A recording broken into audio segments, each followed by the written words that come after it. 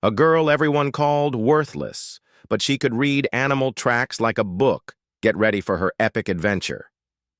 She knelt in the mud, looking at broken twigs and messed up leaves with super sharp eyes. She'd survived alone in the wild for so long. But Willa Shepherd was just 16, an orphan who'd learned to hunt and track to stay alive in a frontier town that didn't want her. The child's footprints told a scary story. They went in big circles, like the 6-year-old was confused and super scared, around and around, deeper, into the woods, until they got all wild and desperate.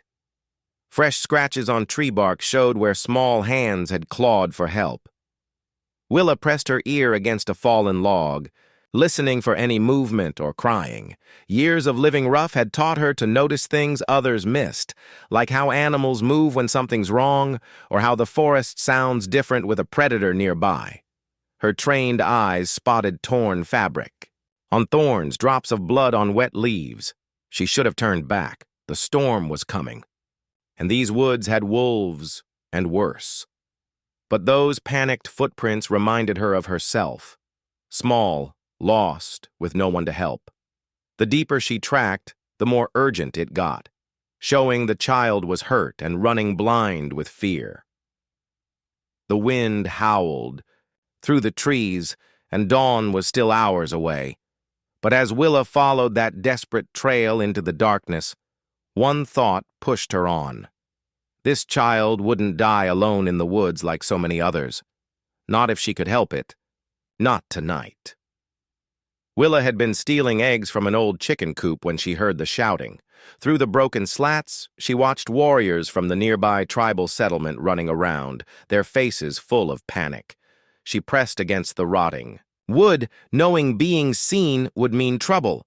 Orphans like her always got blamed first when things went wrong. Ayana!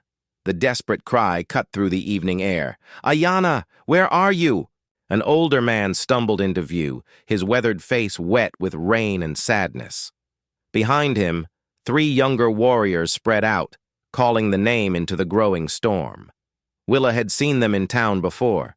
They came to trade furs and herbs, keeping distance from the white settlers who barely liked them. The man dropped to his knees in the mud, pressing his palms against his eyes. One warrior approached him, speaking in their native tongue. But Willa caught enough words to understand. A child was missing. A little girl named Ayana had wandered away during dinner and vanished into the thick woods around the settlement. Thunder rolled overhead and heavy, raindrops started hitting the ground. Willa watched the search party head toward the forest edge, their voices getting fainter as they called for the girl. She knew these woods better than anyone.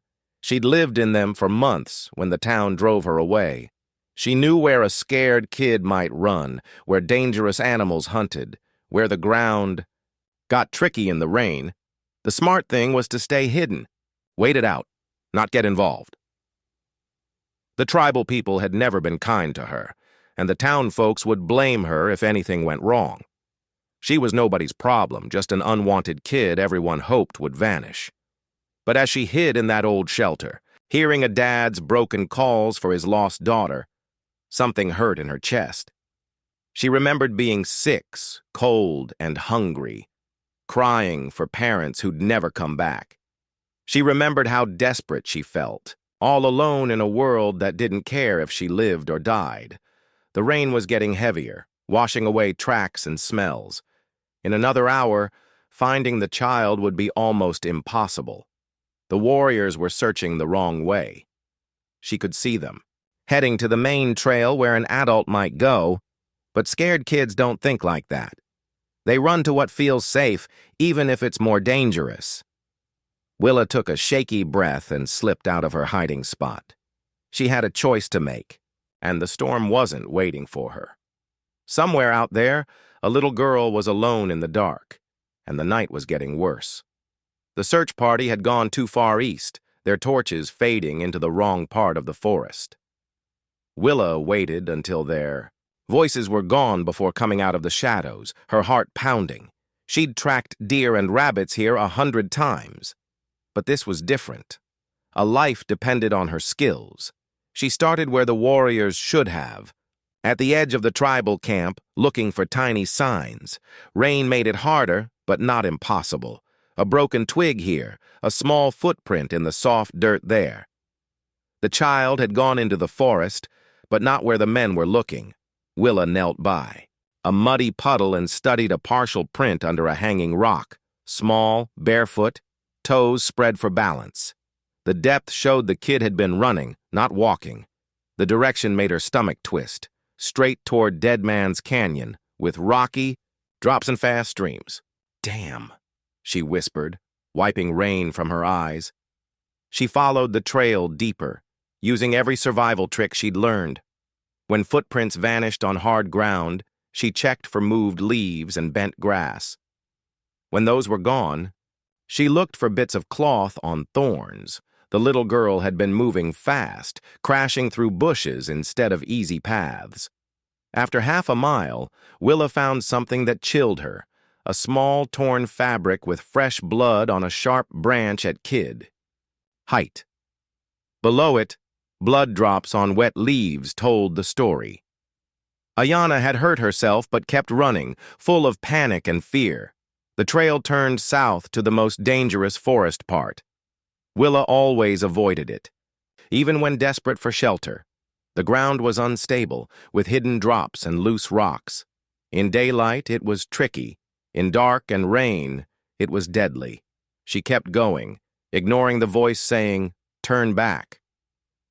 The blood drops were more now, and footprints showed stumbling. The child was getting tired, hurt, running blind through killer terrain. Lightning flashed, thunder shook the ground. In that quick light, Willa saw something awful. Fresh gouges where someone slipped down a steep slope. At the bottom, barely seen in the dark, lay a small moccasin.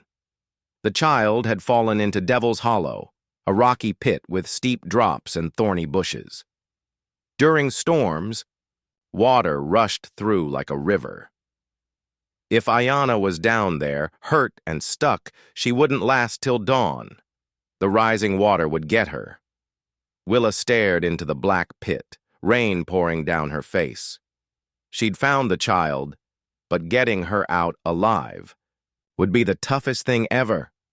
Willa tied her rope around the strongest tree, testing the knot 3 times before trusting it. The makeshift rope was only 20 feet long, strips of leather and cloth she'd sewn during rough times. It had to be enough. The way down into Devil's Hollow was super dangerous. Loose rocks fell with every step. Thorny vines ripped her clothes and skin. Halfway down, her foot slipped on wet stone. For a scary moment, she swung free, rope burning her hands. Below, she heard water rushing faster. "Ayana," she called softly at the bottom. "Ayana, can you hear me?" A weak whimper came from the thick bushes. Willa pushed through tangled thorns, following the sound. The water was rising fast. What was damp ground before was now ankle-deep mud. She found the child huddled by a big boulder, shaking with cold and fear. Blood seeped from cuts on her arms and legs, her left ankle swollen huge. But she was alive, awake, looking up at Willa with big, scared eyes. "It's okay," Willa said gently, kneeling beside her. "I'm here to help. Your dad sent me." It wasn't totally true, but it calmed the kid. Ayana tried to stand and cried in pain, grabbing her hurt ankle. The joint was badly sprained. Maybe broken. She couldn't climb out alone. Willa looked around desperately. The water was now mid-calf, rising faster. Her rope wasn't long enough to reach with extra. Even if it was, carrying an injured kid up that rocky wall was impossible. Though, hollow walls were too steep and shaky to climb without rope. Thunder crashed, more rain poured down. In the lightning, Willa saw something bad. A dark line on the boulder, about 4 feet high. A watermark from old floods. If the storm kept up, this whole place would fill like a bowl. "We need to get higher," she told Ayana, keeping panic out of her voice. She spotted a ledge about 8 feet up the far wall. Not high enough to escape, but it might give them time. The problem was getting there. The rock was slick, few handholds. With an injured kid on her back, it was almost impossible. The water hit her knees, moving fast with debris and stones. She had maybe an hour before this became a death trap. Ayanna looked at her with trusting eyes, totally depending on Willa. Willa took a deep breath and studied the walls again. There had to be something she missed, a crack, a root, anything for a chance. Because giving up wasn't an option, not with a child's life in her hands. Willa spotted their chance when lightning lit up old tree roots in the hollow wall. Years of erosion left thick roots hanging like a natural ladder, but they were slick and might not hold both. The water was at her thighs, flowing strong. Debris swirled past, branches, rocks, foam. She had to act now or they'd drown in this stone trap. "I'm going to carry you on my back," she told Ayanna, crouching down. "Hold tight around my neck, but not too tight so I can breathe." The child wrapped her small arms around Willa's shoulders, trembling with cold and pain. Willa tested the lowest root. Pulling hard, it held. She started climbing, using the roots like rungs, boots slipping on wet stone. Halfway up, disaster hit. A root she gripped tore free, sending rocks down. Willa swung sideways, shoulder slamming into stone. Ayanna cried out in fear, grip tightening on Willa's throat. "It's all right," Willa gasped, though her shoulder burned. "We're gonna make it." She found another handhold and kept climbing, muscles screaming. The ledge was just above now, a narrow stone shelf barely wide for two. With a final push, she hauled them both up and over. They collapsed on the rocky ledge, breathing hard. Below, water kept rising, covering where they'd stood. But they weren't safe yet. This was just temporary. Willa checked Ayanna's ankle in the lightning flashes. Swelling was worse. The child could barely move her foot. Even if they escaped the hollow, she'd need help getting back to the settlement. "My father will come," Ayanna whispered in broken English. "He will find us." Willa nodded, though she knew the search was in the wrong spot. The storm was worsening, water below not stopping. This ledge might give a few hours, but if rain kept up, it'd be underwater too. She studied the walls above, looking for escape. There, about 15 feet higher, looked like a cave mouth or deep crack. If she reached it, they might climb out the back. But getting there meant leaving Ayanna alone on this narrow ledge while she scouted. The child was hurt, scared, only 6. If something happened to Willa, Ayanna would die alone. Thunder boomed. More rain poured down. The walls. The water below jumped another foot fast. Willa looked at the injured child, then up at the possible way out. She had to try. It was their only chance. But the choice felt like picking between two ways to fail this helpless little girl. "I have to go up there," Willa told Ayanna, pointing to the dark opening. "There might be a way out through that cave." Ayanna's eyes went wide with fear. "Don't leave me." "I'll come back," Willa promised, though it felt empty. "I need you to stay." "Very still and hold on to this ledge. Can you do that for me?" The child nodded, tears on her face. Willa hated herself for this, but the water was still rising. In another hour, their spot would be under. The climb to the cave was the most dangerous thing Willa ever tried. The rock was almost straight up, with tiny cracks to grip. Rain made everything slippery, loose stones ready to give way. Twice she nearly fell, fingers slipping on wet stone.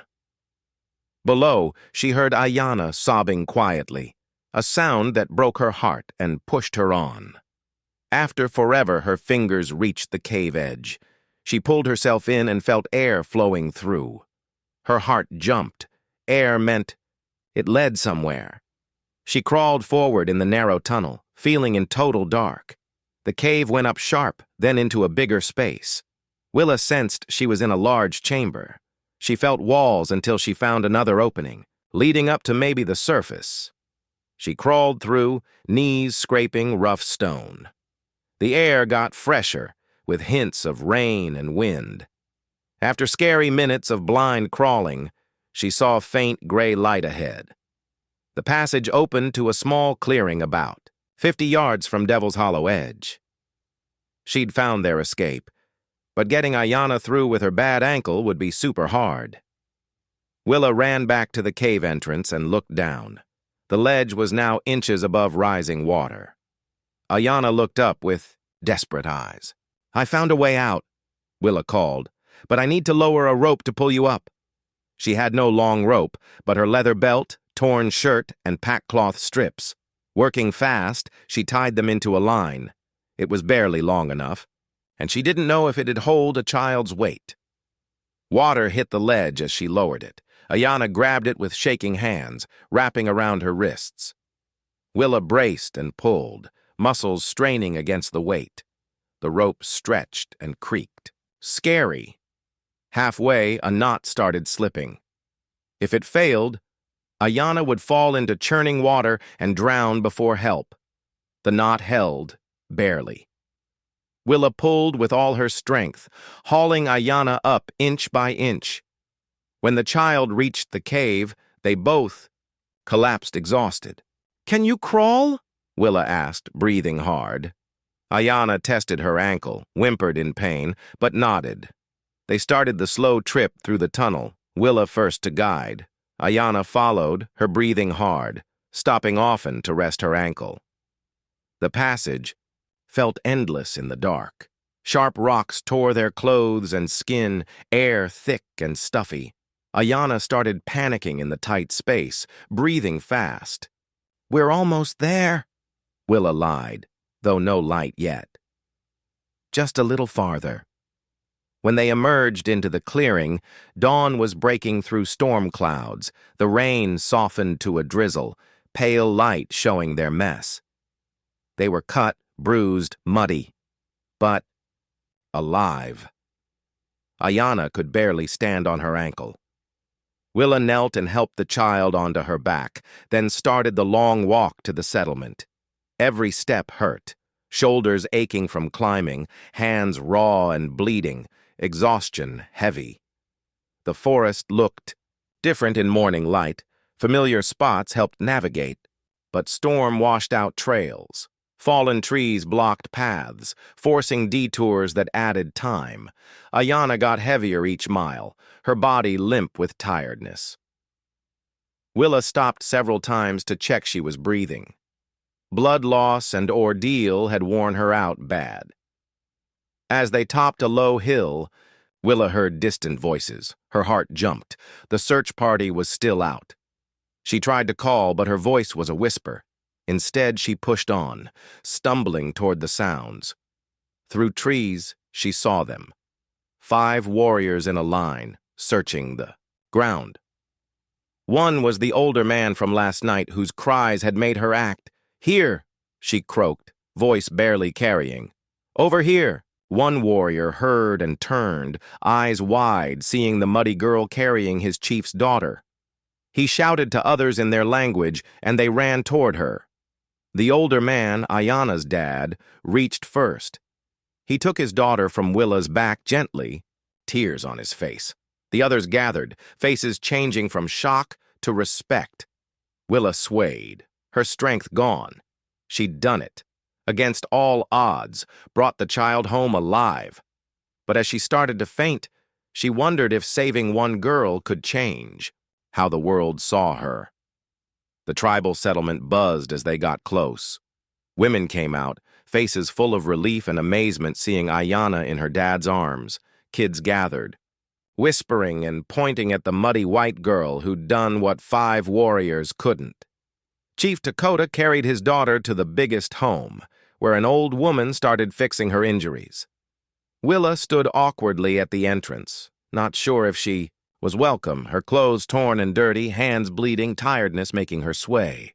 "Come," Dakota said simply, waving her in. Inside was warm and dry, smelling of herbs and food. The old woman, the tribe's healer, worked on Ayanna with skilled hands, cleaning cuts and wrapping the ankle with leather and plants. Willa watched from the corner, expecting to be sent away now. Instead, a young woman brought her warm broth and a clean blanket. The kindness was so surprising, tears came to her eyes. "She will recover," the healer said after checking. "Ankle badly sprained, not broken. Cuts will heal clean. Another few hours in that water." She didn't finish, but everyone knew. Dakota turned to Willa, his dark eyes looking deep. "Tell me what happened." So she did, in simple words, following the trail, finding the child in Devil's Hollow, the desperate climb, the scary cave crawl, and skipped her own fears, doubts, near give-ups. Those were private. As she talked, more tribe members came to listen. Warriors who'd searched all night without luck, moms who knew the fear of a lost kid, elders who saw real courage, no matter the skin color. When she finished, silence filled the room. Dakota glanced at elders, words, spoken fast in their tongue, too quick for Willa. She fidgeted, wondering if she'd upset them by coming in. "You risked your life for a child who meant nothing to you," Dakota said. "A child whose people you had no reason to help." Willa looked at her hands. She needed help. That was reason enough. More talk in their language, excited with gestures toward her and nods. An old man stepped up, put his hand on her shoulder. He said one word she didn't know, but his tone showed it was big. "He calls you Braveheart," Dakota translated. "It's not given lightly." Outside, the sun rose, burning away storm clouds. Through the entrance, Willa saw the whole tribe gathering in the center. Something big was happening, and she was in the middle. The whole tribe stood in a wide circle around the central fire pit. Men, women, kids, elders, all quiet as Chief Dakota led Willa to the center. She'd never had so much attention. It made her nervous. Dakota spoke loud for all. "This young woman who calls herself Willa came in our darkest hour as a stranger. She could have walked away from our pain. Instead, she acted when others couldn't." He pointed to Ayanna sitting with her bandaged ankle, alive and watching with bright eyes. "She tracked where we failed, found what we couldn't, risked death to save life." An elder came forward with something in soft deer skin. He unfolded it, a beautiful necklace of carved bone, polished stones, eagle feathers. It was clearly special, passed down generations. "Among our people," Dakota continued, "courage is the best thing. Not no fear, but acting despite fear. Not strength alone, but strength to protect the weak." The elder put the necklace on Willa. It felt sacred, forever. Around the circle, people started a low chant from the earth. "From this day," Dakota declared, "you are no longer a stranger, no longer homeless. You are Braveheart, sister to our people, daughter of courage, guardian of the lost." The chant got louder. Warriors stepped up to touch her shoulders in acceptance. Women smiled and nodded. Kids looked at her with awe, like a legend. Willa felt tears on her face, but happy ones for the first time in years. She'd always been unwanted, unwelcome, unnecessary. Now a whole community said she belonged, her actions mattered, she had value beyond surviving.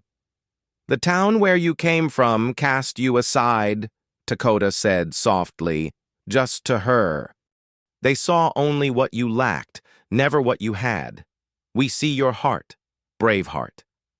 We see your spirit, and we offer a choice. Return to those who didn't value you, or stay with those who do."